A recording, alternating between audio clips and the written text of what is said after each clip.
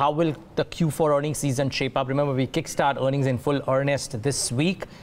Infosys and then a slew of banking names as well. But Darshan is bunched up what different sectors could do during the course of this earnings season. Q4 is probably the most important Q4 that we've had in a really long time. Darshan, a bunch of sectors, let's break them up. Let's start off with the first couple of sectors. What are brokerages saying? Yeah, so basically what has happened is that, almost brokerages have started coming out with reports. So we've compiled 8 to 10 to get a view of what brokerages are saying. But just, a recap of what exactly has happened from the fourth quarter last year to the third quarter. So the number of strong earnings have gone down from 23 to 13. So that is significant amount of weakness. The last 2 quarters have been pretty much where it's been an inline set of numbers that have come in, and weak set of numbers have remained stable at pretty much 13 to 10. So it's been fluctuating. But the trend is that, it's becoming a very, very inline set of earnings season.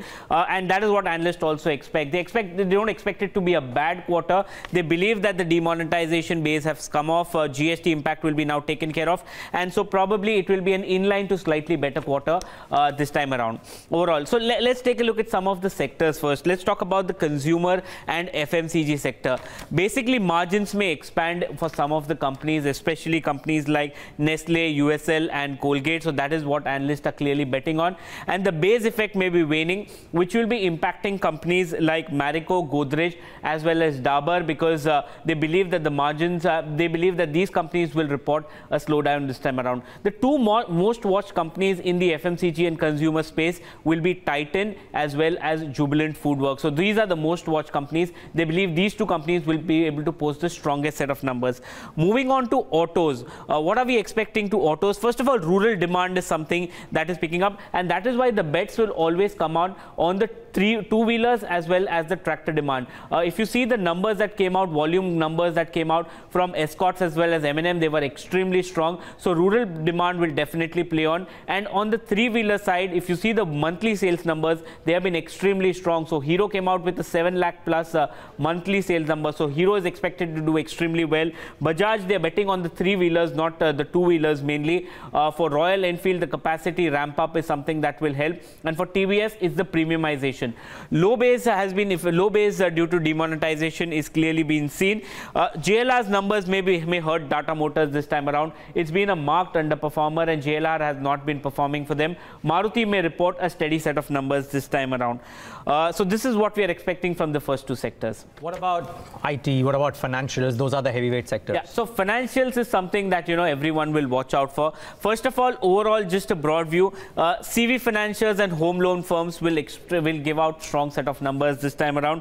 That is what they are betting on. Banks will be extremely important. Fresh slippages and low treasury gains this time around. Now for PSU banks, everyone is anticipating that most of them will report losses this time around. So that is there because of NPL that they have to report, as well as treasury gains which have evaporated because of the bond yields have there.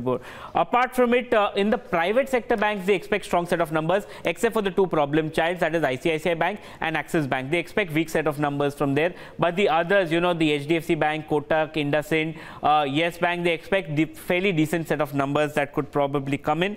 And for life insurance, value of the new business margins will definitely improve. So they expect a strong set of numbers coming in from the life insurance companies. Coming to IT companies this time around, new orders will something that will aid mid caps. They expect the mid cap IT to outperform the large cap this time around, and all eyes will be on the FY19 guidance, the commentary, what they expect. Basically, in terms of dollar revenue, they expect HCL Tech to have the highest growth, and they expect the lowest growth to come in from Wipro. BFS segment commentary in TCS, and the growth is something that is extremely important. And Infosys, they'll watch out for what the new management has to say in terms of guidance. And pharma, what is expected this time around? Basically, margin pressure. Margins may expand for the domestic companies. So they have, which have focus in India and growing in the US market. So Cadila and Cipla is where they expect numbers to come in very strong. For the US-based firms, there will be serious amount of headwinds that will come in. So this is expected from these three sectors.